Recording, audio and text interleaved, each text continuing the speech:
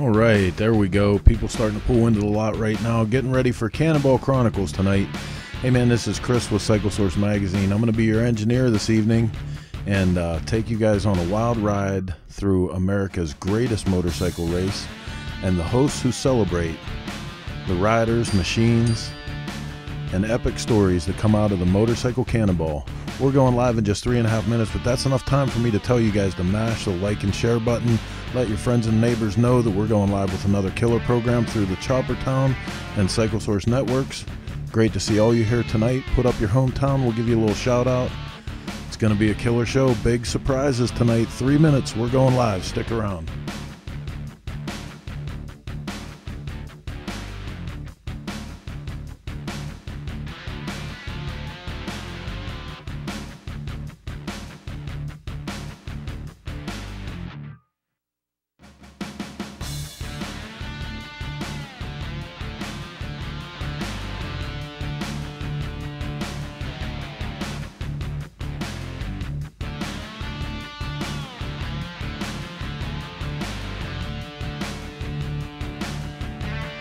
Already seeing New Jersey in the audience. No surprise there.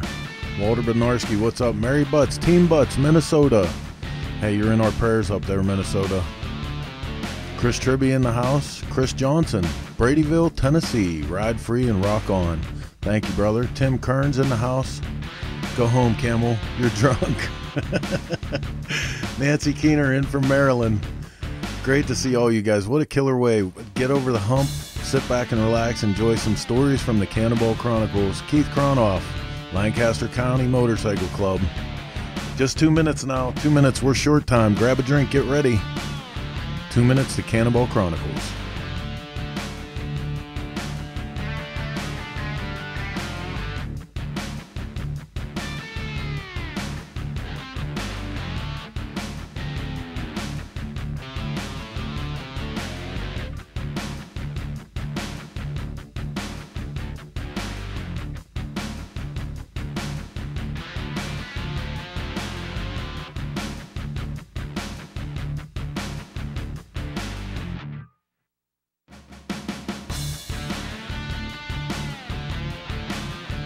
Ramon Silva says that we have to come to Argentina to make an exhibition.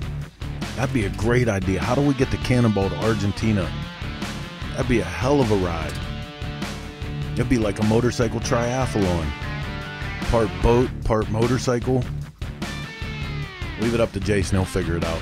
Jimmy Bradley in from Milwaukee, Wisconsin.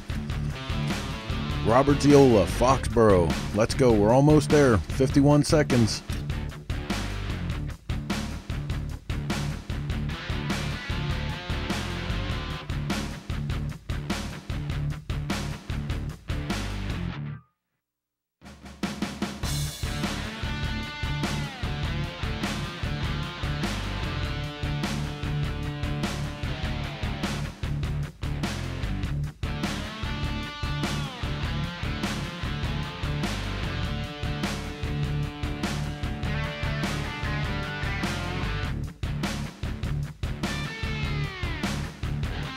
Okay, counting down to the 10-second mark. It's time to get this one out of the shed and up onto the road. And let's go live with this week's Motorcycle Cannonball Chronicles. Here we go.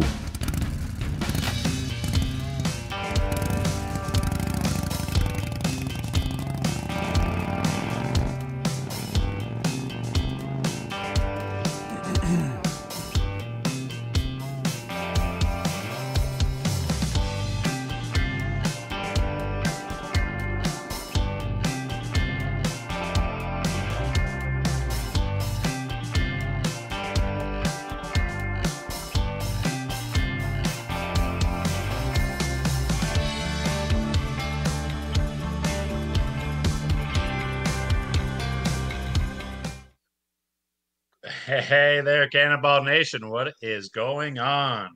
We are back for another episode of the Cannonball Chronicles. That's right.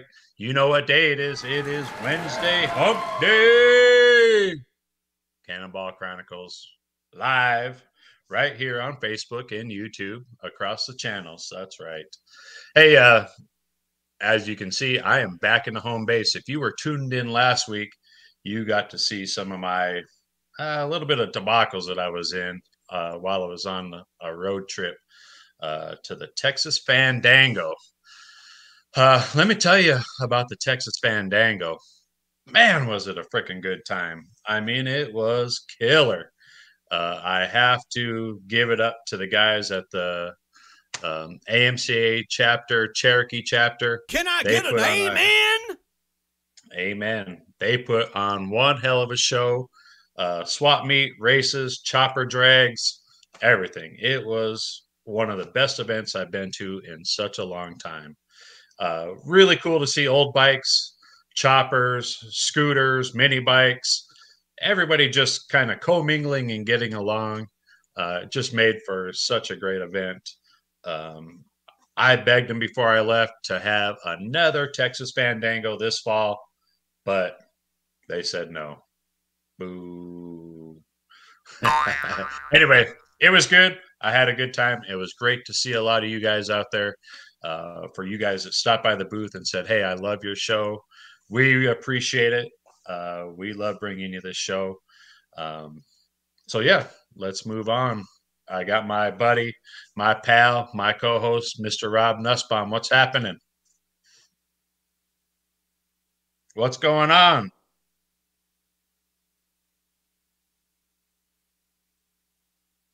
Rob's audio's off. Hey, Rob, your audio, man. I'm back. Hey, there you go. Hey, Jason, how you doing? So I thought I heard something about Oli. I am getting ready to go to Pennsylvania next week for the Oli Antique Motorcycle Club of America meet. That's going to be a good one. Yeah, that should be that. I'm sure people are really ready for this one. So Oli's always a good time, you know. Yeah, generally it's one of the best shows there is, you know. And yeah, not having it last year, I think it's going to bring some good stuff out of the woodwork out there. I wish Chris Cowan could come out and do that one. I'm wondering if we could talk him into coming out. It wouldn't be too hard. 10 seconds from his house. Well, it's not that close, but it's close enough. Chris, what do you think? You there? I don't know. I might make it. I might make Oli. Oh, that would be great. That would be great. So I'm going out next Thursday, not tomorrow, but a week from tomorrow. Oh, man, I can't believe it's a week from tomorrow already. So I still haven't picked out what I'm going to bring, so I have to run around here and figure it out. Stuff. I'll bring stuff. Bring good stuff. Well, one man's good is another man's trash. Heck yeah. Heck yeah. So, hey, like I was saying, that Fandango was crazy. It was fandangulous. It was. It really was. Just kind of unique to see a show like that intermixed, you know, the old bikes along with the choppers, which are, you know, generally old bikes too, but just a little bit different culture. You know, it was fun. What did you score at the Fandango? You must have gotten something. Yeah. You know, I ended up letting one go and ended up picking one up in return. So some guy wanted to make a deal with me on my U model that I was planning on riding on the chase that I did the last chase in. And so anyway, that went to a new home in Texas. And I luckily found one to replace it. So I ended up picking up a 1945 U model. Nice. Military. So yeah, I'm excited. It took it on its little inaugural run yesterday. Had a good time, and we're gonna give that thing a little love and give it a good home here for a while. So if anybody wants to see it, I think you had it on your Facebook page today, did you not? Yeah, Facebook and Instagram. Cool. Hey, I want to say hi to Monica real quick. Monica said to say hello. And we got a lot of great folks out there tonight, man. This is cool. We do. We actually got some pretty exciting stuff going on. A pretty cool little thing that we'll get into here in a few minutes involving the cross-country chase. Before we get to that, I just want to give a shout out to my friends up at Twisted Oz Museum. They will be having a vintage ride on Friday and a swap meet on Saturday. If you're in the Wichita area, make sure you make it over to the Twisted Oz Museum for their annual event. Should be a pretty good one. Yeah, that should be great. We generally want to tell the people who are watching to do what? Something you're going to trademark. So, yeah, I want to remind everybody that if you're out there watching, make sure you first hit the like button and then mash the share button and share what you're watching with all the rest of the people. Make sure you also get included with all the participation with, commenting. We'll try to get to your comments. We love to see what you guys are saying, what we're doing, seeing where you're from. Add any comments that you like. We like them all. Beautiful. Beautiful. Greg Allen. Hello, Greg. How are you? Matt Miller. Steve Broyles, as always. My new best friend who I've never met. So. I see. Old Dicer's watching. Uh-oh. We got to bring him on next week. He's got some exciting stuff going on. We better behave ourselves if we're going to bring Cole on. Just remember that. He's been teasing me some pictures all day. Oh, really? Cool. Oh, yeah. Cool. So what do you got lined up for us tonight? You want to get into this or what? Yeah. Let's get this show on the road. All right, bud. And get going. So the first thing that we want to get into here is something really cool and unique that popped up online, I don't know, a week and a half ago, and kind of went viral. So our guest, Alex Trepanier, put out on a social media world that he had this 1945 Indian that he was going to basically let somebody use if they wanted to.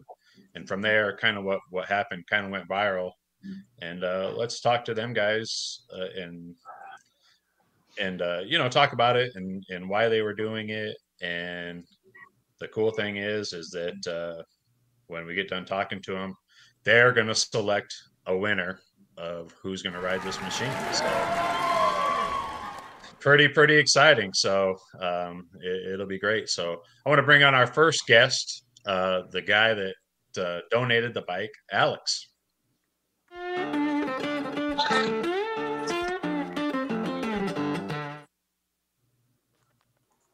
How's it going, everyone? Good. What's happening? Not a whole lot. Here's the bike that the lucky winner is going to be riding on the chase. And I'm proud to be part of it. I'm proud that some lucky younger person got selected to have this opportunity and just get out there and ride and do what we all love to do. Heck yeah. So let's get into it a little bit of why did you decide to let somebody ride this beautiful Indian? You know what, Jason, to be honest, in 2010, the first Cannonball that I ever heard about or was part of ended here in Santa Monica, which is about 30 miles from my house here in LA. And I remember going down there with my dad to watch the guys come in on the Santa Monica Pier. And I was like, man, that's amazing. Like that's so cool that they just rode across the country. I mean, that would just be something really fun to do. But the fact of the matter is, at that time I was 21. And when I thought about actually making it happen, it just wasn't in the cards. The bike that I did have at the time wasn't, it wasn't capable to go across the country. It was more something I would put around the neighborhood. B, I didn't have the money. C, I had just gotten married. I had a 6-month-old son at home. It didn't seem logical. And it wasn't until, let's see, I celebrated my 29th birthday on the 2016 Cannonball, which was my first Cannonball. So it took all that time to get to the point where I could financially afford it and prepare a bike to go on the actual Cannonball.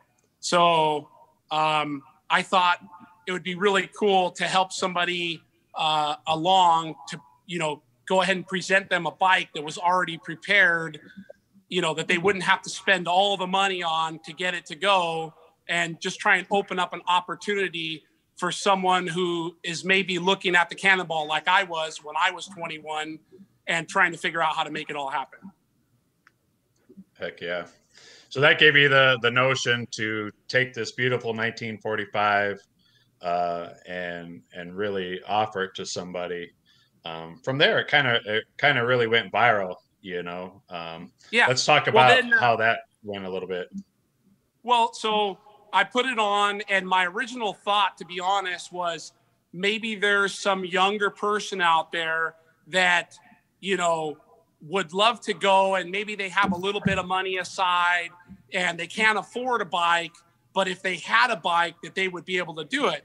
And then Chris Tribbey, being the amazing dude that he is, kind of like my hero, because we both rode single cylinders, and the 2018, the Cannonball that I couldn't go on, I'm like sitting there rooting for Chris because he like totally reminds me of myself. Chris jumps on there and says, "Hey, I want to pitch in $100 to help make this deal happen," which brought up this whole other point to me that, yeah, some guy might be able to do it, but he might not have all the money to do it. So then it was a spiral effect from that point, and it was like another $100, another $100. I'll donate this, I'll do that. Jason was kind enough to do the hotel rooms at the start and finish that weren't covered as part of the entry fee.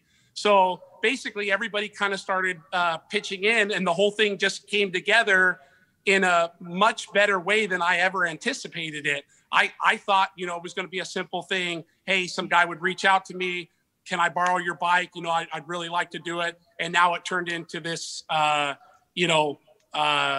awesome, this whole thing that just was awesome, where we got sent in all these bios. And mind you, the voters that are watching right now, they can vouch for it. Chris can vouch for it. I can vouch for it. It was not an easy decision.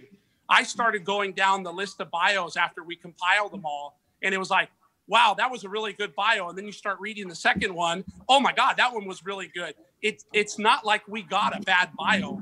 I would say almost every single bio we got was like, wow, this guy really wants to go. This guy really deserves it. Man, I feel sorry for them. Or I understand their circumstance, or, whatever their story may have been. But it was definitely not an easy decision. And I think we opened up a door to something that's going to carry on down the road. Obviously, with the support of the Cannonball, I'd love to see, both on the Cannonball and the Chase, one, possibly two riders every year where,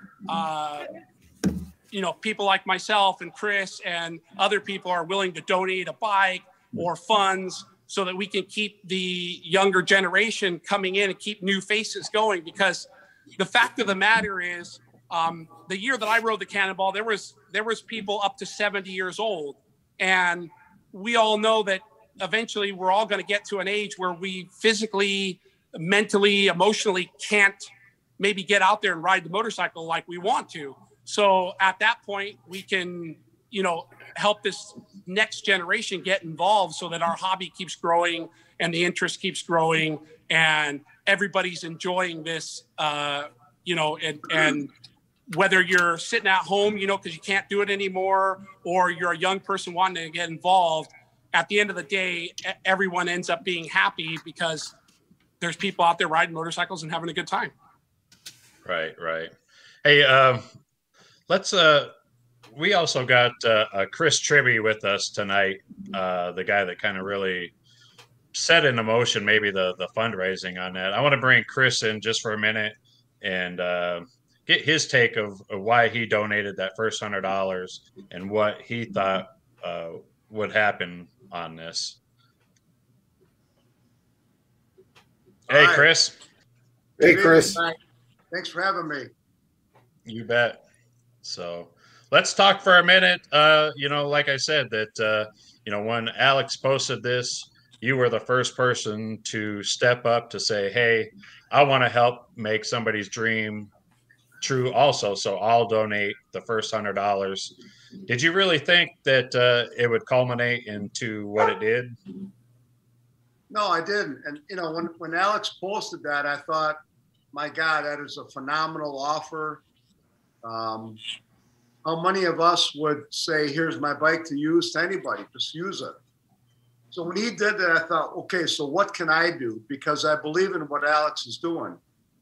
And the minimum I could do was say, okay, let me chip in $100. And I challenged, I said, here's the first $100. Any other takers? And within an hour, I had like 3 or 4 phone calls and said, what's going on? And before you know it, we had a whole bunch of people kicking in money and saying, good for you, good for you. So I think we were on to something. Heck yeah. So I know you started taking all of the, I would say applications for the riders that had gone on that. Give me your take a little bit of what you see come out of the list of the people people that actually applied, because we had them up all ages. It was anywhere from, I think the youngest was 18 all the way up to 67 years old. Yeah, exactly. We had a total of 19 participants submit a bio. Alex asked, and people ask me too, so how do I apply for this? Send me or Alex your bio, and we will compile it into a Word document. And what Alex and I thought would be fair was everybody that contributed money to support this effort would be part of the judging committee. So we ended up with a total of 19 participants submitting a bio. We had a total of 26 people that donated money, which led to ultimately 22 people voting on this decision. Some people donated money and said, I don't want to be part of the voting. So 22 people voted. If I would, like Alex said, if I had to vote by myself, I don't know if I could have done it. There were so many cool stories, so many people I wanted to say, you got it. A few people I knew personally. So it was an extremely difficult situation for me. I'm glad we had 22 people to vote. So it was truly a group decision on who was the ultimate winner. Heck yeah. I got to read all the bios, myself, went through them. Every single one of them was good. Like you said, you could almost want to give it to everybody. I'm going to go back to Alex again real quick. And Alex, tell me about this 1945 Indian. So a good buddy of mine, Kiwi Mike, over at Kiwi Indian in Riverside, California, kind of got involved with me after I ran the Cannonball on my Indian. And I've always been a diehard Indian guy. So I'm sitting there at the shop with Mike one day, and I said, Mike, of all your Indians, what is your ultimate bike? And he goes, well, not the most expensive one. I said, no, what's your favorite bike? He said, to be honest with you, my 1945 Coast Guard bike that you probably saw out at the Texas Fandango, he said, that is my favorite bike. He said, if I had to pick an Indian that was the most reliable and probably one of the better looking bikes of all of them, he says, I'd pick that bike. So I went on a hunt. I had a little bit extra money at the time. I said, you know what? I'm going to find a 1945 Indian Chief. So long story short, I buy a Chief from a guy. It ends up not being as good as I thought it was going to be.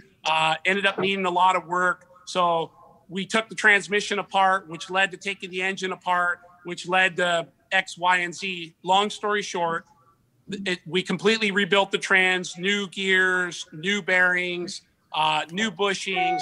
We took the engine completely apart, brand new bottom end, all new bearings, new pistons, sleeved the cylinders, welded a crack in one of the exhaust in one of the exhaust valve had a crack in the exhaust. I'm sorry, I'm drawing a blank here. Anyhow, we welded a crack in the cylinder.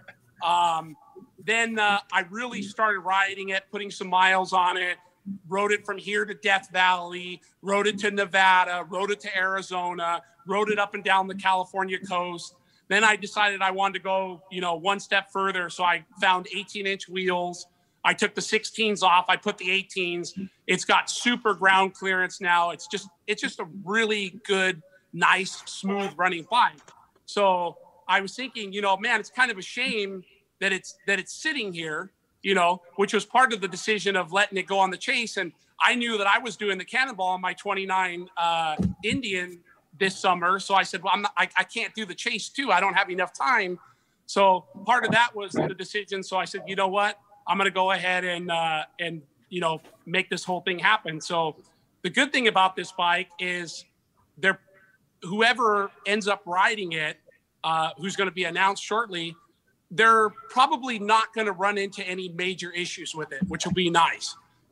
I can't guarantee that little things may fail, little electrical problems and all those little gremlins that everybody on the chase or the Cannonball faces. But the majority of the bike is good and solid. And, Kiwi Mike and other people that have helped me work on it, I think we've done a good job, and I think it's going to be successful.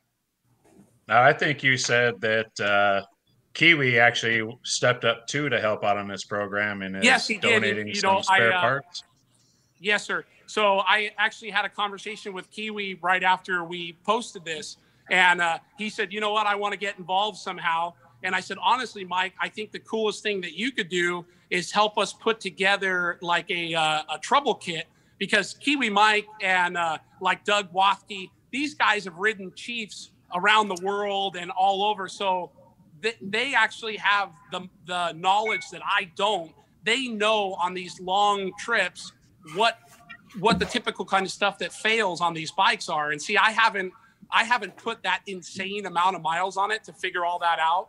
So Mike was nice enough to say, hey, let's put together like a care package, of all the little things that there may be issues with, so that, again, the whole deal is to prepare this young rider, not only with the bike, but kind of a whole care package of stuff that goes along so that they don't have to worry about that stuff. Because if you think about it too, you want your first experience on the Cannonball or the Chase to be a positive one. You don't really want to be that guy who's, breaking down all the time because he didn't get a lot of miles on the bike. He wasn't totally prepared, and at least when I was on the Cannonball in 2016, I saw guys that were like really prepared and had all their stuff together. And then we saw people that literally finished assembling their bike the day before Cannonball, and of course ran into all those break-in issues that anybody would have had.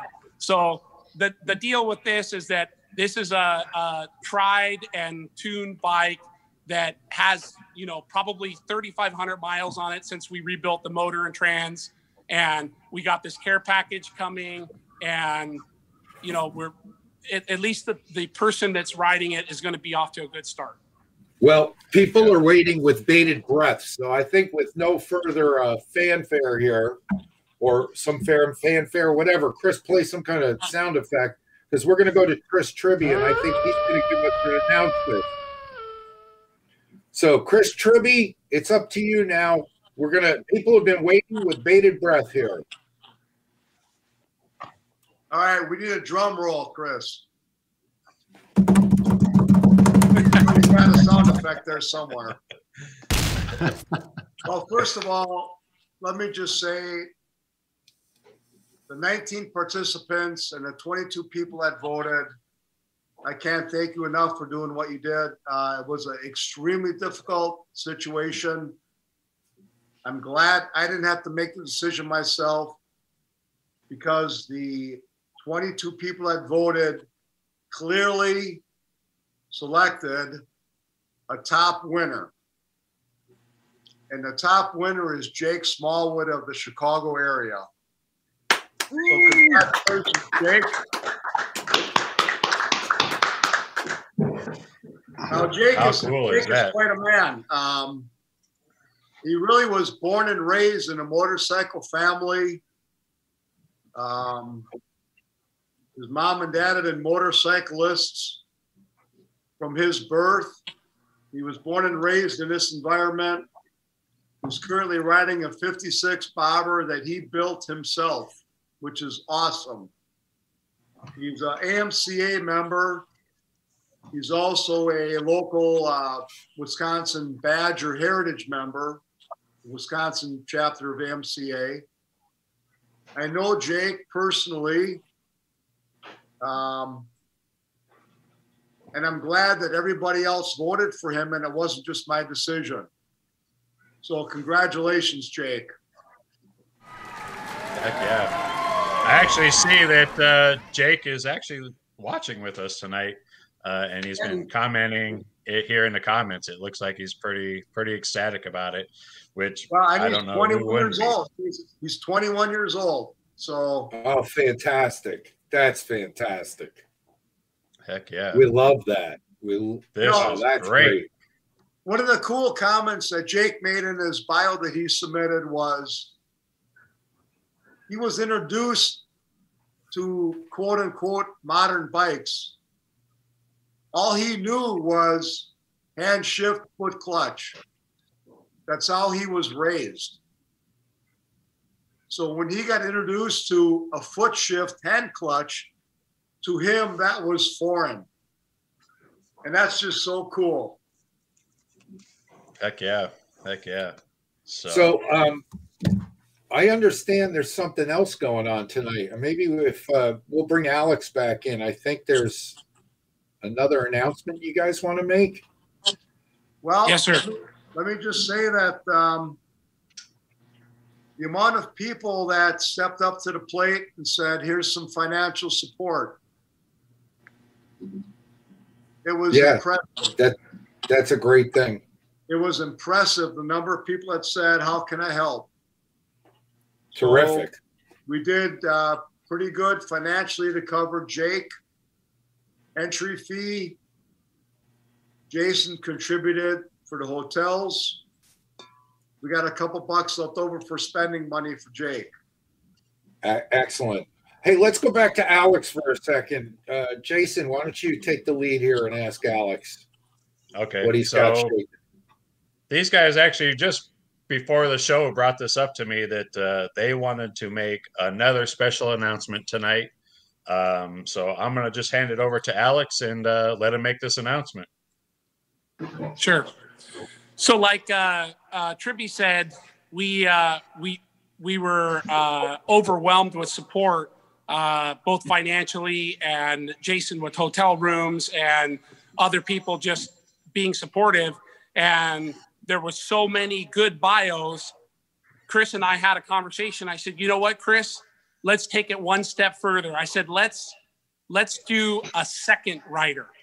So Chris and I both agreed on it. And so we picked another writer, and it's a little bit up in the air right now because we don't have technically a motorcycle for them to ride at this very moment. But I also have a 41 Chief that if somebody else doesn't step up for this second rider, I'd be happy to let them use my 41 Chief to make sure that they have a bike and that they can do it. But, it's just really cool that we had all these people and it was hard to pick just one person. So I'm going to go ahead and make the announcement. There was a second rider, and again, all the voting was done by the donors, Jason, myself, and Tribbey included. So the second highest number of votes that we had ended up being a gentleman down in San Diego, California, Connor Levinson. So he's been chosen as our second rider. And if somebody else doesn't step up to lend him a bike, what'll happen is he'll end up riding a 1941 Chief that I have, and be a participant that way. So the only issue with this now, to be honest, is we have just enough money to cover the entry fees for both riders. So I hate to be this guy, and I'm not putting anyone on the spot, but if anybody does want to kick in a little bit extra money, if you haven't donated, it would be really nice. I know that these guys are going to go through some oil. They're going to need some gas money. They're going to need little things along the way. And if we can get another, couple bucks for these guys to make it to where they don't have a whole lot of expense out of their pocket, that'd be really cool. Another thing that we're going to kind of run into, but again, I'll step up if I have to. If we don't have the funds donated, we're going to have to ship this bike back to Jake Smallwood. I want to do that probably within the next month or so, because my goal is to have Jake and Connor be on bikes that they can get familiar with, learn all the ins and outs, and just be really comfortable when they start the chase. I don't want it to be a last minute deal where they're trying to figure it out. And, Alex, yes, sir. We've got Tom Banks in with $250 and Tim Burns with 100. It's like a telethon. We'll keep you posted throughout the night. I love it. Thank you. Thank you, Tom Banks. Thank you, Tim Burns. I appreciate you guys. And you know what? I'm donating the motorcycle, but in all reality, this whole deal was not possible without the monetary donations. I mean, they're without you guys donating and helping pay the entry fees and all the expenses that go along with it. It's just not possible. So all right. So let me interrupt you again, and then we're going to have to get out of this segment. We could talk all night, but where can people send the money? We just got another $100 in. So it's going to go to Chris Don Gilmore. So it's going to go to Chris Tribbey. If you want to switch over to Tribbey, he'll give you his PayPal information. He's handling the monetary stuff. He put it up on the screen already, but I can't thank you guys enough. Oh, there's Chris. Go ahead, Chris. Give us a quickie here. Yeah, so I just posted in the comments there. Very simple. See Tribbey at mac.com, PayPal, friends and family. I have an extensive spreadsheet going that we're documenting every donation. So thank you so much. Heck yeah. My phone is blowing up. I've actually gotten a few text messages with some pledges, so I'll get those to you guys. So the challenge is on, guys. They're coming in fast and furious. I can't even keep up with it. Seriously, I just see 200, 100. Keith Kronoff is the 200. Mike Jensen, 100. So thanks, guys. Man, this is unbelievable. Yes. Hey. And then I just want to add as well, you can switch to Alex. I just want to add as well, if there's any extra stuff that's left over from these two riders, again, as I mentioned earlier in the show, the goal is to keep this thing going, not just for this chase, not just for the future chase, but to try and keep it going. So if there's any extra expenses, know, guys, that money will roll over to a rider for the next chase or a rider that's chosen for the next Cannonball. Know that, we will take care of it, and we'll do our work on this end to make sure that we keep this going.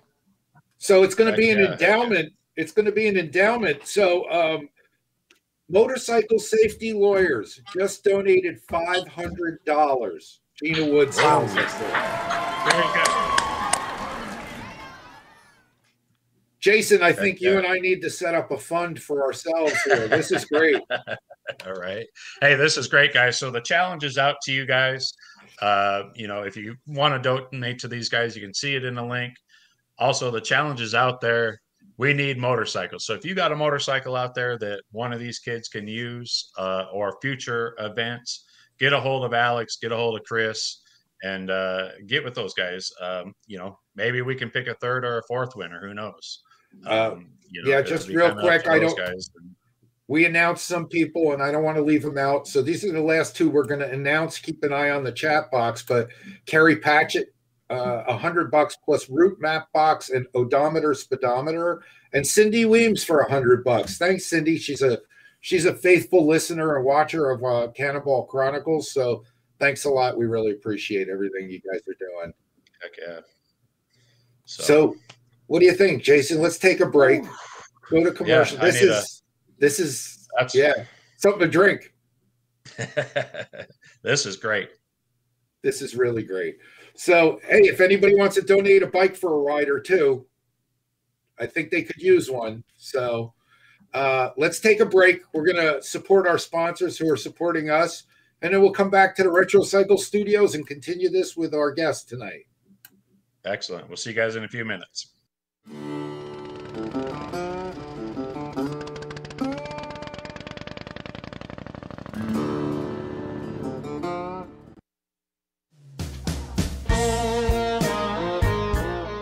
My name is Patrick Maloney. Most all my friends call me Mo. You know, I liked motorcycles and hot rods long before I could drive. I remember looking out the window of the family car when I was a kid, and my mom would see me eyeballing that guy on a Harley and just knowing it was just burning her up.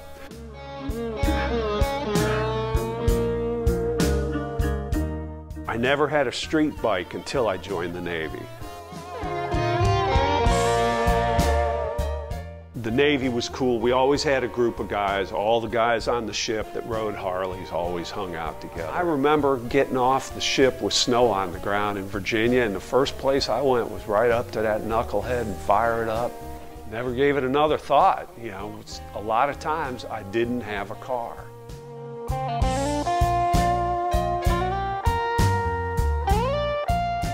That's how I got into biking. 6 months later, I bought another one. Probably another 6 months later, I bought a knucklehead rolling chassis with a pair of chrome Invader wheels on it and a Jocklid 4-speed transmission, candy red over gold.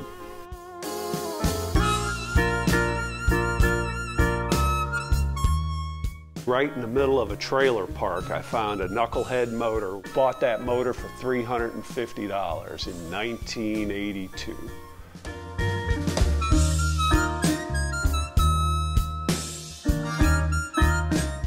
This isn't just my garage, this is my living room. My name's Patrick Maloney, and I'm a Dennis Kirk garage builder.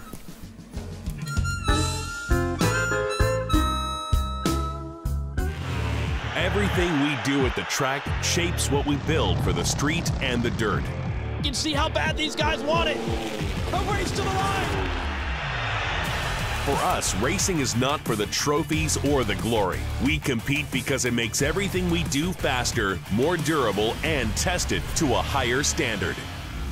For S&S, racing is the ultimate in proven performance, and we've been proving it since 1958.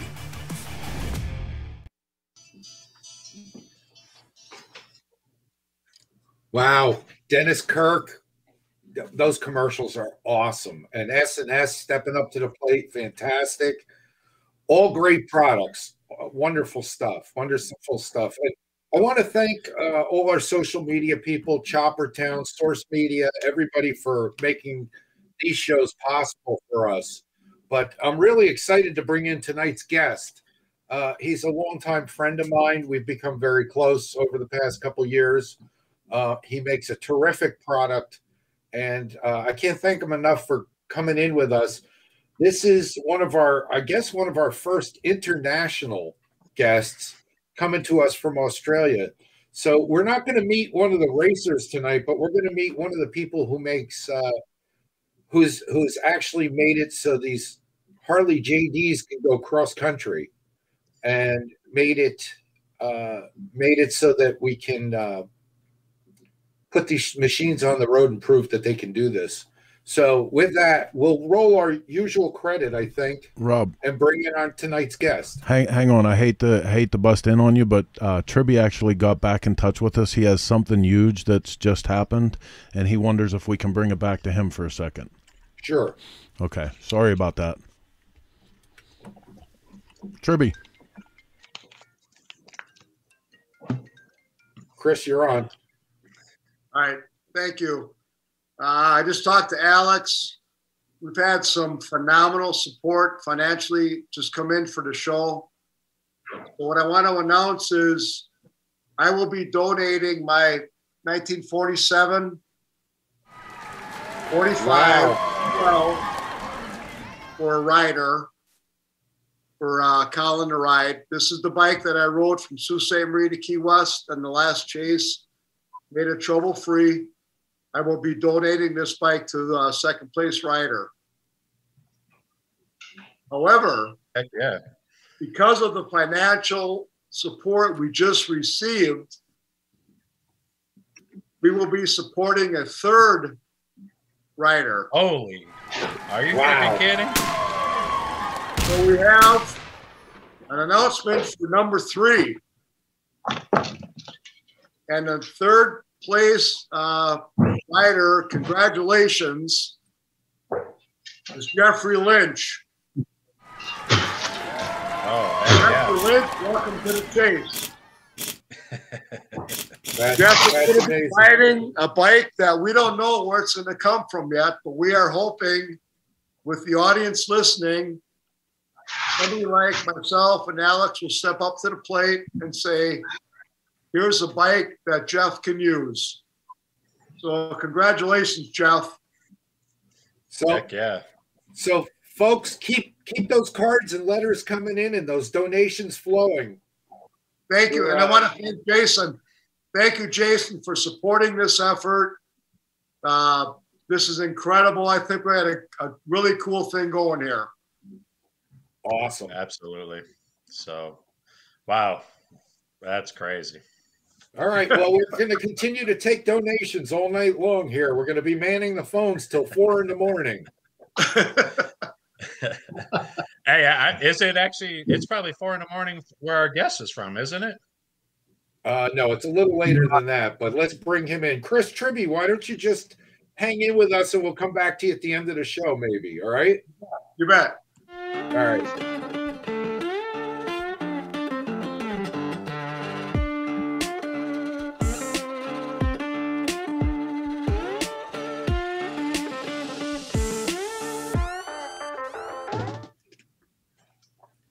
Good Hey, eye. Stuart. Hi. Good eye, Knackers. G'day, Knackers.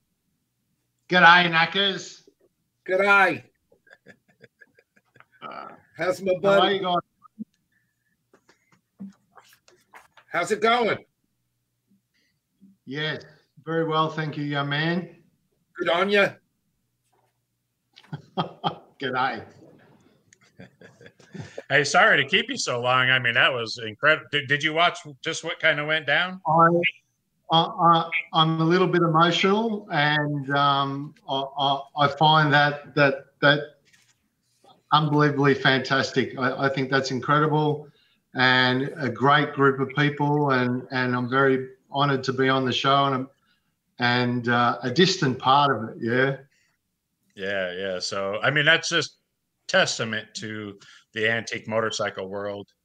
And really, I mean, honestly, you kind of play into it too. I mean, with what you do with your company, you are very instrumental of keeping some of these old bikes alive.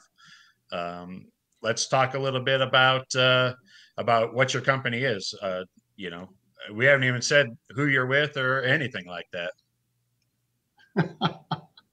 So I'm just JD Jugs.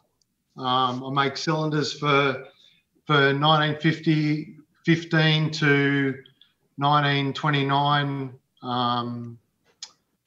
Harley Davidsons, the F and J and the FD and JD, and I make the tapered fin Ricardo racing cylinders, and I'm just finishing off after a disastrous year last year of the straight fin Ricardo racing cylinders.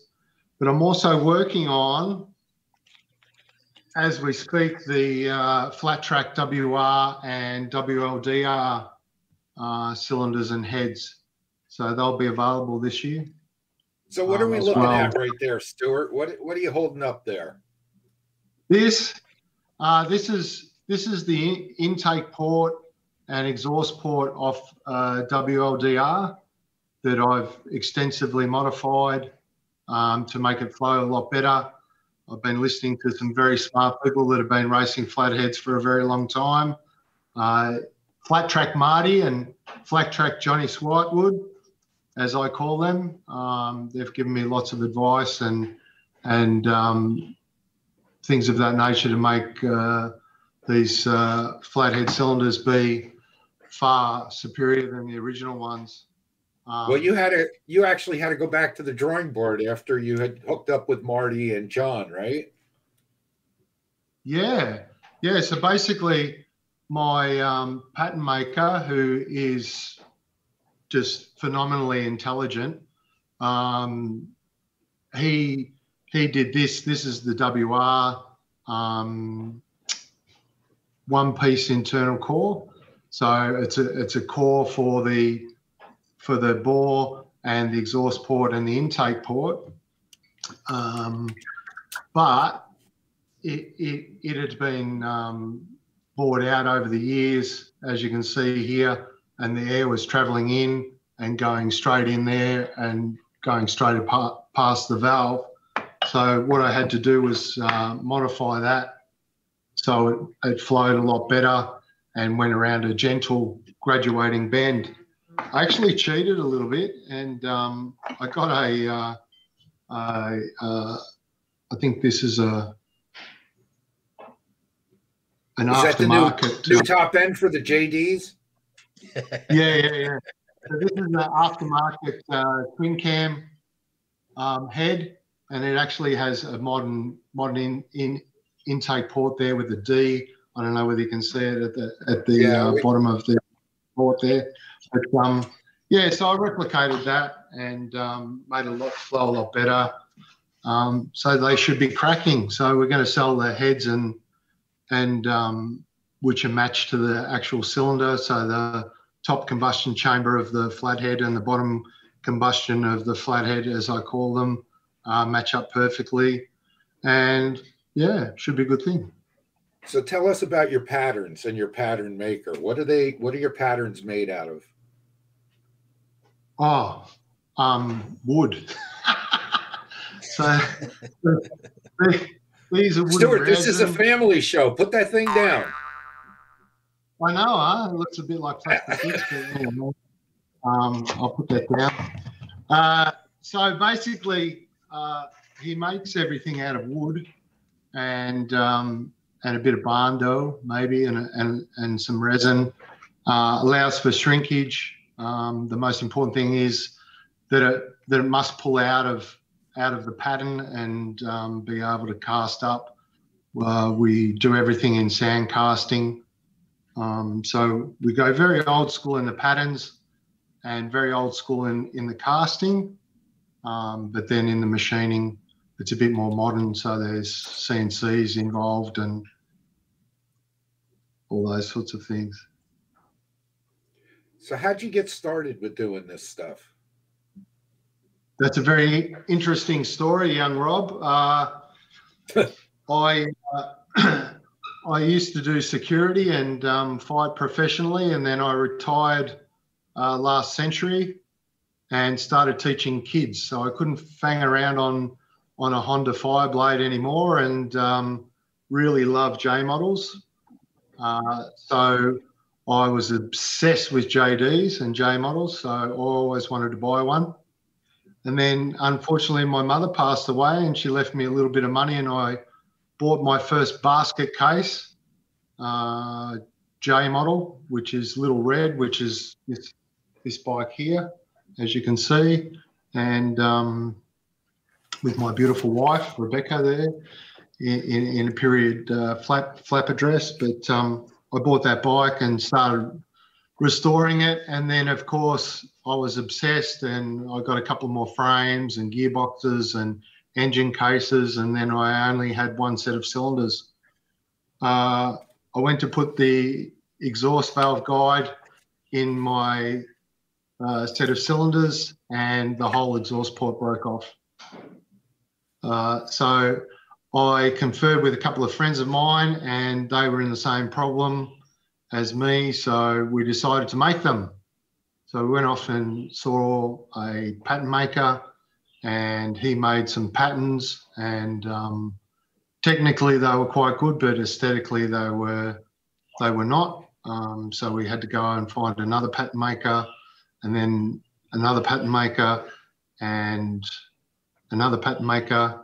But we finally came up with the solution for that. And then we had to find someone crazy enough to cast them up. So we have Beckwith Macbro in Coburg in Melbourne, and Chris and Terry Beckwith. They run the foundry there with Rob, the manager, and just absolutely fantastic work. So it's all bespoke work and small job lots.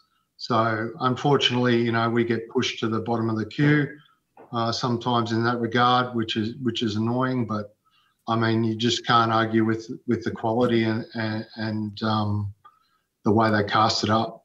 Our first patterns were 14 core boxes to make out of sand, little molds to make the cylinder. So we had, you know, cores for the intake port and the cage and the exhaust port, and then the pre-combustion chamber, which I call it, and then the combustion chamber and the actual bore itself. But our new pattern maker, Paul Friswell at Friswell Patents in Bendigo, he's only a young bloke like myself, but he's just a marvel. It's unbelievable. So he was able to create a core that's one-piece internal core. So on our Ricardo cylinders and on tapered fin and straight fin Ricardo cylinders, there's one-piece core.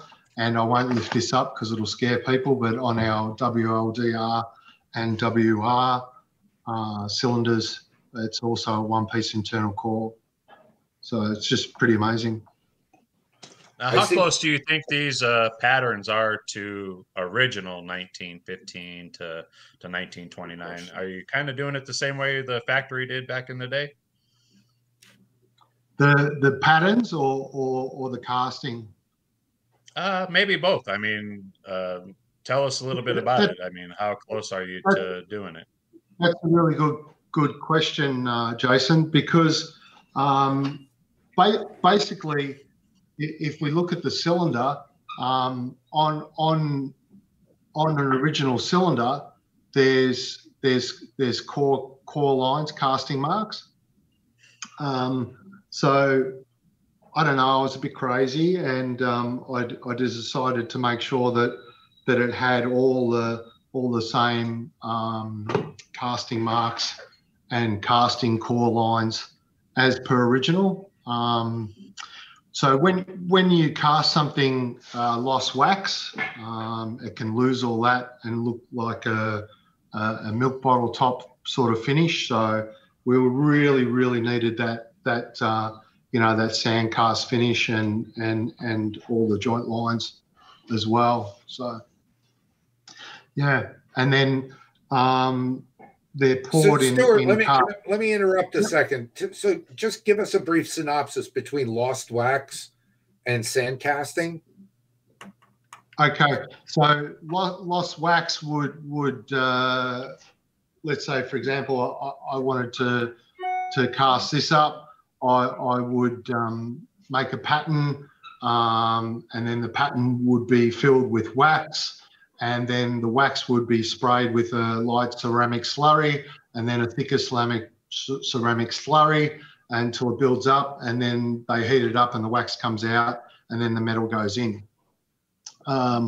With sand casting and patterns, this actually gets made in sand, and then that gets put in the actual pattern box, and then the pattern boxes are made in sand, and so the whole thing in negative needs to be made in sand, and then the metal is poured into that.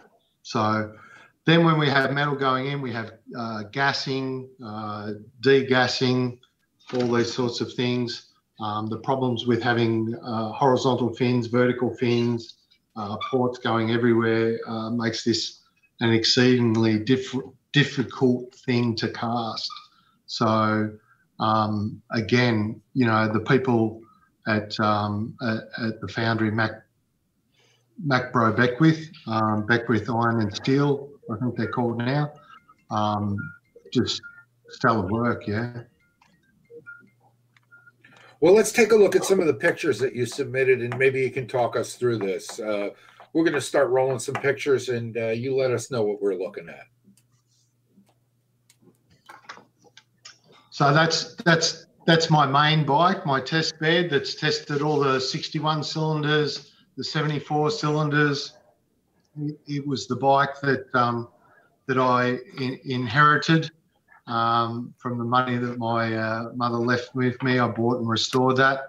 That's my wife, Rebecca, who's the brains of the whole operation and supported me for quite a number of years. She saved my life from my former life, and I wouldn't be here without her, like literally. So. Right. So you talked earlier that you were a JD guy, and this picture just kind of reminded me of a question that I wanted to ask. That I want to know what your favorite model is between the 1915 and the 1929. So my favorite model would be the European Road Racer, which is behind me. That's a picture out the front of the Harley factory. They took of both sides of the bike, but they were raced in Europe up until like the mid-30s, yeah. So yeah, it's one that you don't see very often. No. My favourite bike of mine is obviously Little Red. So what I'm going to do in its final incantation, or however you would say it, is I'm going to put the original roadside on one of my timing sides that I make, and I'm actually going to run 2 front Ricardo cylinders.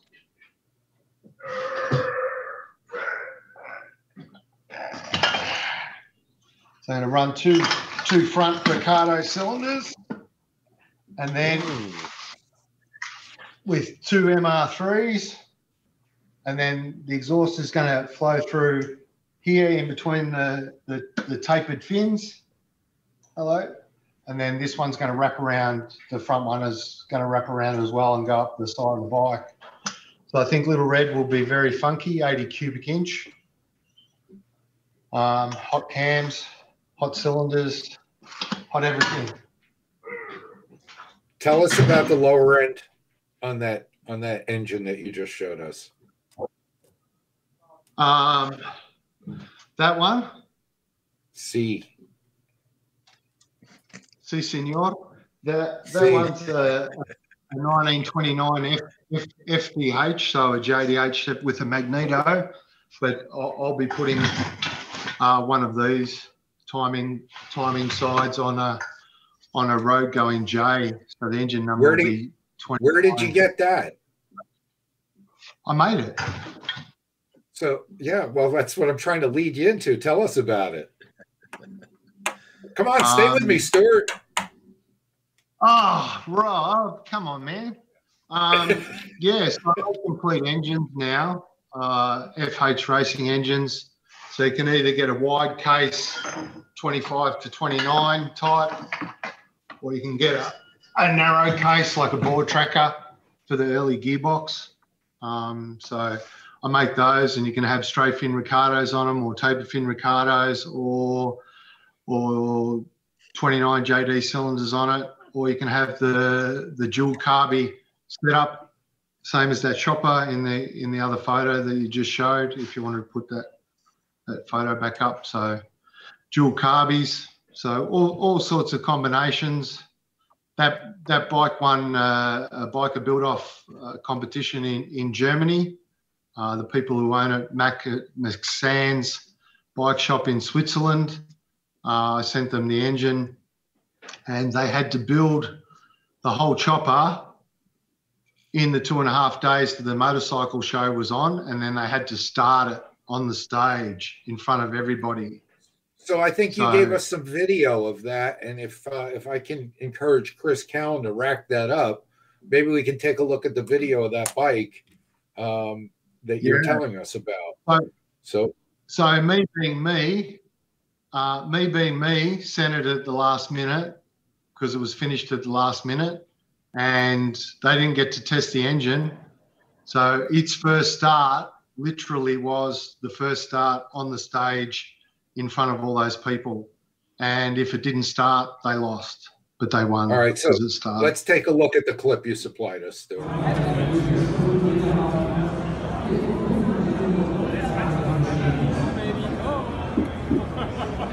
So this is Mac from McSands Motorcycle Company in Switzerland.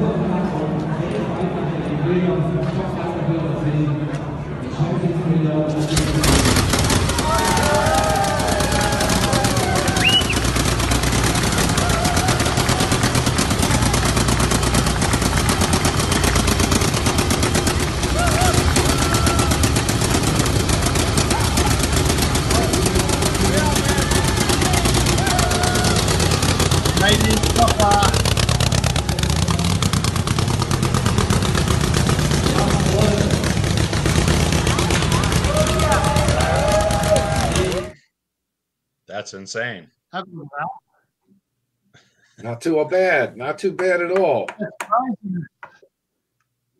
Hey, maybe we got to do a cannonball like that. Like you got to assemble your cannonball bike in the parking lot and then have it start. Can I get an Oh wait, amen? we already do that. Amen. That's We true. already got guys that do that. Yeah. I've seen the pictures, the floodlights, the torches, the 3 a.m.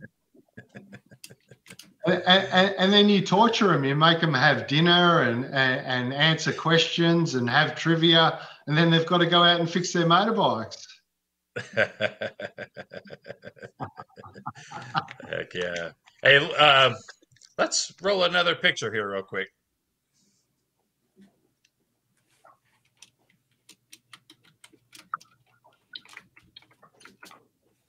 So what are we looking here? That's me back in the day with purple hair, and I just finished sparring with Iran the Blade Barkley, 4-time world champion. He fought Sugar Ray Leonard, Thomas Hearns, Roberto Duran. He was the man. Heck yeah. What year was this? Late 90s. Late 90s, yeah. So, And do you still practice boxing? no, so I used to fight boxing, kickboxing, and Muay Thai. And I first started training jiu-jitsu and Muay Thai in like 1983, Japanese jiu-jitsu because Brazilian jiu-jitsu wasn't around then. And then when I retired, I started teaching at police and citizens youth clubs, pretty much like a police boys club, teaching kids to get off the street and off drugs and things like that. So I did that for about 19 years. And so I train in Krav Maga now. So I do that Israeli military self-defense stuff. So, but I still teach people boxing, kickboxing, self-defense, because I teach security and security risk management and counter-terrorism stuff and all that sort of stuff as my main job, first aid. That's pretty crazy. And you're doing that as a day-to-day right now, and then doing JD Jugs on the side. Yeah, it's my hobby, man. It's all about. I think everything in an antique world's a hobby. Even if you try to make it a job, it's a hobby, yeah, and that's the way it should be. And, Right. and then you get fantastic stuff that like that was on before me. I mean, that's unreal. it is Absolutely unreal. All right. Let's go to Chris to have him load up the next picture. Yeah, so there's some of our straight fin Ricardo cylinders, and they got started and they were supposed to be finished in the Christmas break of 2019. to 2020, and then we had a little thing called COVID happen, and all sorts of stuff happened, especially in Victoria and Melbourne and things of that nature. But they're being worked on as we speak. So I've got a couple of sets of straight fin Ricardo cylinders to go out to people. Now, the straight fin Ricardos came before the tapered fin Ricardos, and they were on all the board trackers, and then the tapered fin Ricardos seemed to be on the hill climbers and road races and things like that. Right. Tell us, for the people that don't know out there exactly what Ricardo is, what does it mean when you're referring to Ricardo? So Harry Ricardo developed basically the modern combustion chamber, and he did all sorts of fantastic work. He did a lot of tank engine work for World War One, and then in the 20s, he worked with Triumph to produce a better side valve combustion chamber, and then he worked with Harley Davidson to develop the Ricardo racing cylinder. So basically, anyone who's heard of squish in a combustion chamber, that is what was developed by Sir Harry. 1 second. Yeah, I believe he also did Henderson cylinders too. So he was all over the map. I know some people who are always looking for Henderson Ricardo cylinder. Yeah. So basically, this little piece over here creates a flat area for the piston to hit, and then what it does is creates that squish, adds to the compression in the combustion chamber, and makes the flame travel better and burns efficiently and makes a bigger bang and makes more power. Stuart, hold it up again and hold it upside down as if it were a cylinder you're holding up, because we really couldn't see the angle.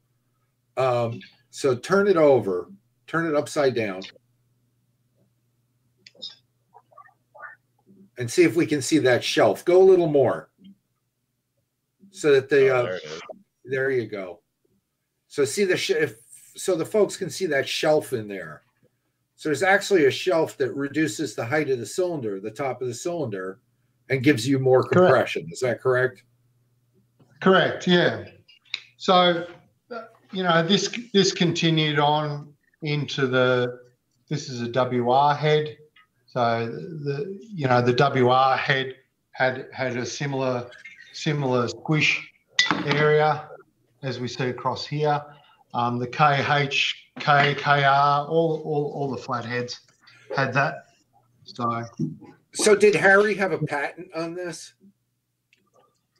No, see, he was employed by.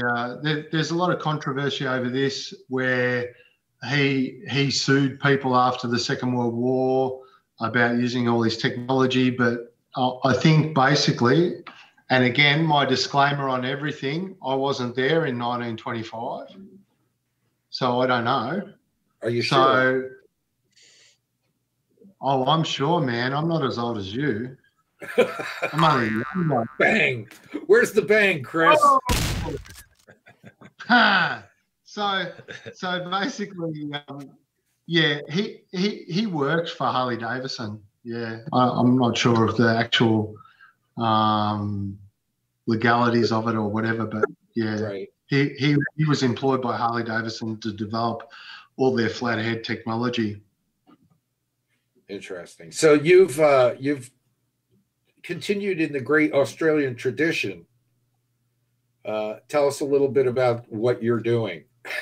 This is our running joke between you and I.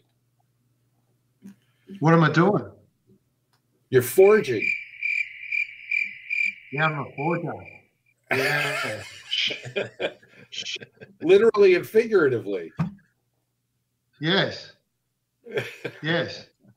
So, but the patents don't exist for this anymore, and it's 7%. It's 10% different. on the inside. Groovy. So tell us why your cylinders are 10% different. Tell us why those, even though they look exactly like the originals, why they're better. Oh, okay. So basically, if we look at this cutaway of an original cylinder, come back, and this is the exhaust valve here. Okay, the exhaust valve stem and the seat, and Harley Davidson necked in here. They necked away because they wanted to get the heat out. So when you start cutting your valve seat and cutting your valve seat again and again and again, it ends up hitting fresh air. So basically what we did was we thicknessed it in that area. We made the metal out of far superior grade of metal, and they are actually heavier. We made them 40 thou thicker on either side, so you can bore out the 61 cylinders to 3 7/16, no problem. You can bore out our 74 cylinders to 3.5 inch, no problem, with oversizes as well. So you can run 80 cube shovel pistons in there, no problem. Yeah, it's quite good. Jason, you have anything you want to ask Stuart? Yeah, let's talk about some of the cool things that you're working on. Do you want to bring up some of the stuff that is kind of out of the norm that I see you posting on and teasing us with? Oh, so I've got the 1929 Crocker overhead things, overhead heads, and so I'm building up a short stroke. So it'll be 3.5 inch stroke and 3.5 inch bore, which gives me about 74 That's a square inches. motor. That's a square motor, isn't it? Yeah. Nice. So my favorite Chev is the 302 because it's 4-inch and 3-inch stroke and it revs like anything. But so what I was going to do was I was going to put these Crocker heads. I've got a set of aluminium ones and I've got some cast iron ones here as well. So the cast iron ones and the aluminium ones are all done from the same pattern. But you can see here, as per always, the intake port's terribly small and the exhaust port's terribly large. So I decided to flip them around. So I've got the intake ports here, and I'm going to run 2 carbies, and it'll be nice. And then I get to run a 1.75 inch sports the valve intake and an 1.5 inch sports the valve exhaust, and this should go like stink, really, I think. Yeah. Heck yeah. Nice. That's going to blow people's minds. Yeah, and then I've got a set of VL cases here too, young man, 34 VFD, and I might put some of those heads on this as well. Oh, that'd be great. Yeah. Well, yeah, a bit more for me though. So you're making engine cases, a Crocker overhead type deal for the JDs, right? What else are you making, Stuart? It seems like you've got a whole bunch of things on the drawing board here. Yeah, so I make so basically I make all the cylinders, the racing cylinders. I don't know how new did WR end up, so 50s. So I make all the racing cylinders from the 20s to the 50s, and I make all the cylinders from 1915 to 1929. I make the direct action twin cam engines that were from 1925. That's one of my engines in Italy. Went over to a customer. That's an 80 cubic inch tapered fin Ricardo racing engine, FH racing engine, just beautiful. So I can make complete engines, the frames, the racing frames, hill climber frames, board track frames. Tell us about the frames. What do you got in the way of frames? So I have my beautiful friend Hap Sherger, who lives up in Broken Hill, and he's doing all the frames. I helped him with organising all the patterns and the casting and the pattern maker and the foundry and everything like that. So that's good. That's another one of my bikes that picture that was just there, which is a Rudge 4-valve headed single cam Harley racer. So that's an Australian 8-valve, mate. Australian 8-valve. Wow. So twin carby as well. So that should go all right. But that hasn't got any of my products on it. So it's been at the back of the pile. That's some of the magical work by Paul Friswell in this photo. The WR cylinders. So they're just artwork, mate. He's still working on those patterns. Yeah, I'm just finishing off the ports for it, and I'm going up there this weekend to Bendigo because I've got to drop off a set of 74 cylinders for my mate Cliff in Alice Springs. So they're going on a twin cam engine in Alice Springs. So that should be a pretty good project for him. So I'm going to go and see the pattern maker and put that to bed and get it all happening at the foundry. Foundry's ready. We got some comments from a couple of our viewers. Keith Cardell says his JD jugs are the best investment he's made for his 23 JD. Great quality. Thanks, Stuart. And then Mike Draco says, need to get some of your motors to the Sons of Speed races, which I think is in process, is it not? Yes, possibly. Possibly. We can't let that cat out of the bag. Hey, we actually got we got another good question here from Dave Courier, fellow Cannonball guy that he's asking about single cylinders. Well, what happens is it's all about how many. Okay, I've been asked to make the blind bore early chief cylinders, and I've been asked to make Excelsior cylinders, and I put out there how many people want them, and if I get 10 people say that they want them, then those 10 people are going to pay $8,000 for each for a set, because I have to pay the pattern maker and the foundry and the machinist and the setup and the jigs and the programs and all that sort of stuff. So basically, it just comes down to it's a numbers thing. Yeah. So I'll make anything because I'm crazy, but I've just got to cover my costs. I don't care about being rich or anything. I just want these bikes back on the road. So, if you get a group of single cylinder people together that want some cylinders, then we can make it. Let's talk about the. You said you had cylinders spectroanalyzed, the original cylinders. So let's talk about the comparison there. Yeah, so with the original stuff, I went to the foundry and they started calling me Crazy Stuart after that.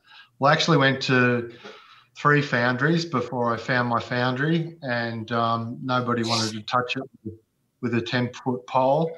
And so I had the material analysed once I found Beckwith's.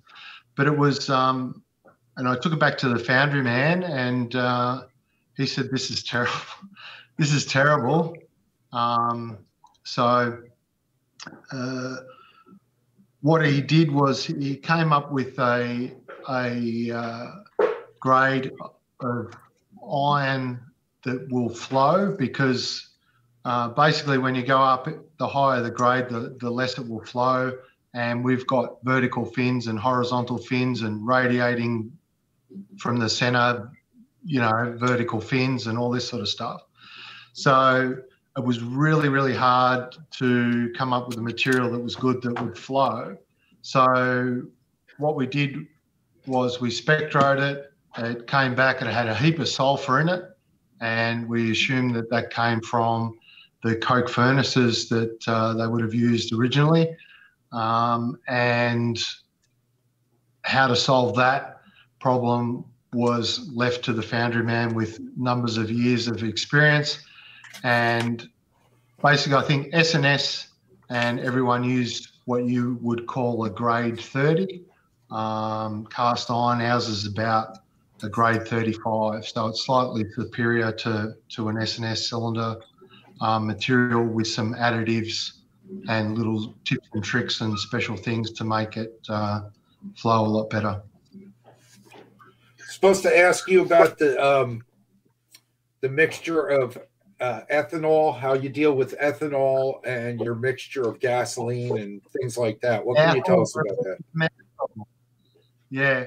So basically what I've been doing is, with all the green movement, electric bikes, all these sorts of things, and people see a vintage bike putting on down the road, and they think that it's very ungreen, So I've been running all my bikes on E85, so ethanol 85, which is an ethanol alcohol, not a methanol alcohol. And this is made from sugarcane, obviously. In your country, it's probably made from corn. Right. So, and then they add high octane gas to it, 15%, which makes it easier to start than methanol. And you can run it on it and be green as you like. So basically, you're on a non-carbon footprint vehicle. I have one more question for you from our friend Chet Burks. He wants to know, do you have some younger folks that you can teach this craft to?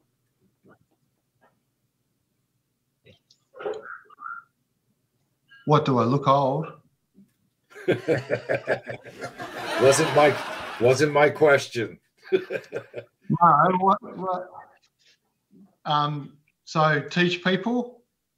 Yeah, well, anyone that wants to learn how to build this stuff, and the tolerances or the clearances or the end floats or anything, send me a Facebook message or give me a call, send me a text message. More than willing to help. It's, if we wanted to start another show, we could talk about oil rings in JD's. Yeah. Well, we'll save that for another episode. Oil rings. Jason, ask him your favorite question about the future. All right. So, famous last question for all our guests. What can we expect out of Stuart Ritchie or JD Jugs in the next year? WR cylinders and heads, WLDR cylinders and heads.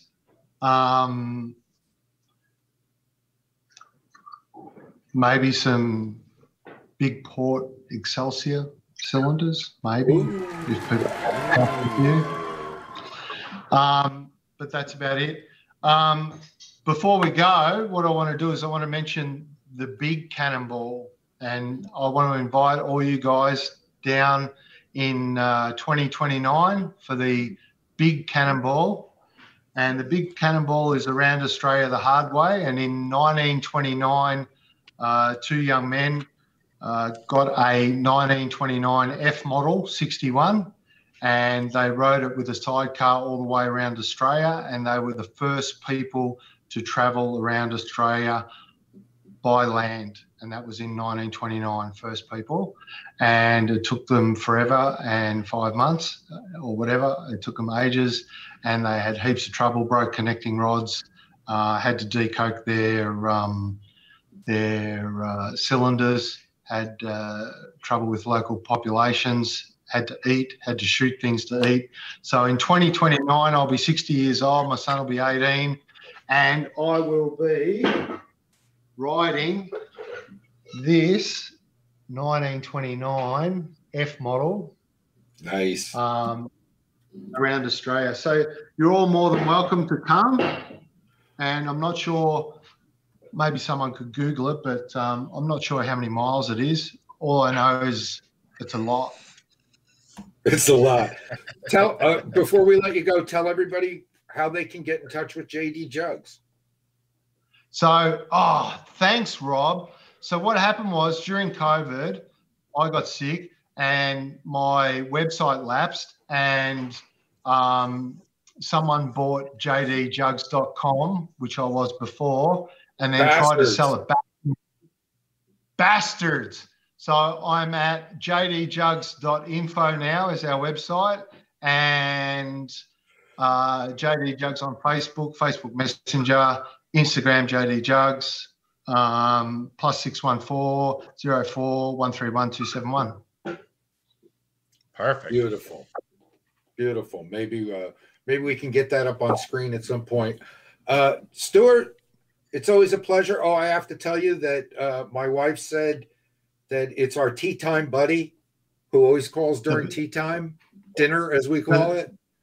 And she said to say hello. She finally gets to get a look at your mug. The beautiful Beth. She's the Beth, mate. She's the Beth, the absolute Beth. You know what we're all doing? We're doing this. Do you know what that is? That's compression strokes. No, it's punching above your weight. I've seen your Mrs. Jason. I've seen your Mrs. Rob. And we've seen yours. We are. We're all above our weight. So we should be in the punching above. We know Jason is definitely. So it's the yellow glasses. She's mesmerized. Everyone runs out of petrol once in their life. Everyone runs out of petrol, man. No one should pick on you. We're being told that jdjugs.info is not working. Is it live or is it not live? Yeah, it should be live. Oh, shit. You forgot to pay your bill again. Somebody steal that from you, too? It's got like 15-year subscription this time, yeah? All right. Well, we'll give an update on that in an upcoming episode if it's not working tonight. All right. Oh, there it is. There it is. Okay. Ha! All right. It works. We're trying to joke you. All right. So, Stuart, oops, I'm sliding out of frame. Stuart, thank you as always. Great to talk to you. And maybe we bring you back. Maybe not. But probably. No.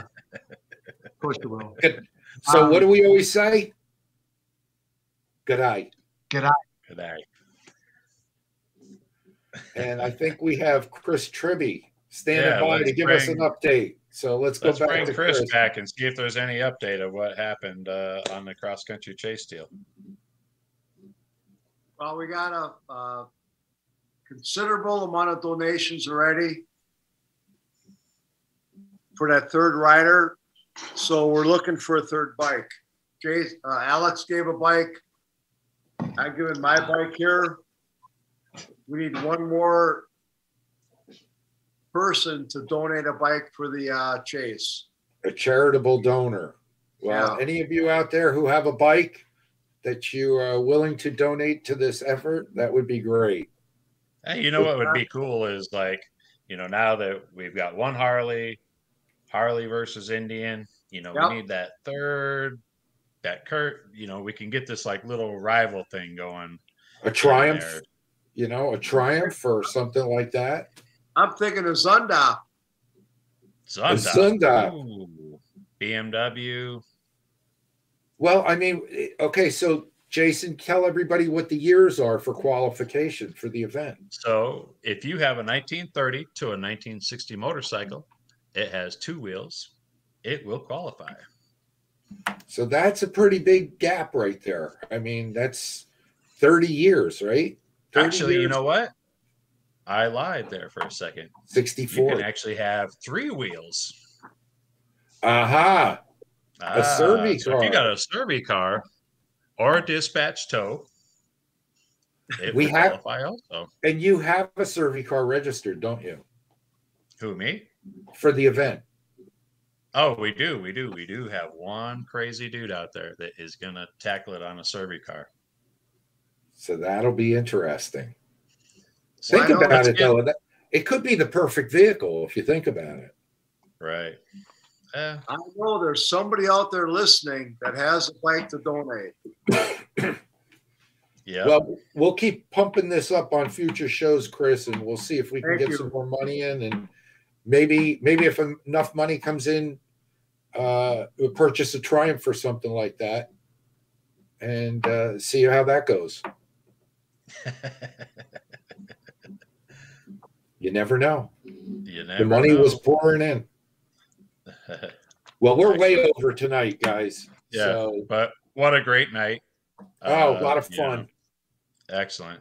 Yeah, it was kind of nice having somebody that wasn't necessarily motorcycle related. I mean, rider related, just kind of touching on the technical aspect part of it, and, learning some of the behind the scenes of what these riders are purchasing and all that kind of stuff. So I know you are putting an order out there for JD Jugs and looking for people to get on that order. So if you're interested after watching the show and want to get more information on the JD Jugs, get a hold of my good buddy over here, Mr. Rob. And he can help you out. Hey, Jimmy Bradley says he's got a 47 BSA 500 or a BMW 250. Both a little under power, but I don't know if he's looking to donate it or what. So, Jimmy, you'll reach out to him, right, Jason? Yeah, absolutely. And my camera is going to crap on me again. So with that, I'm going to say goodnight. Good night. Hey, we'll see you guys next week. We have another great show planned for you all. Maybe we'll get an update on the cross-country chase. I'll bring some other things into play. And, we'll see you guys next week. Pledge some money.